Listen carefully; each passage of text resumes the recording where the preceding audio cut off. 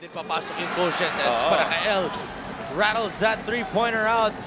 Dillinger up ahead in the open floor. Newsome, no! Dalawa sila eh. Nang agaw.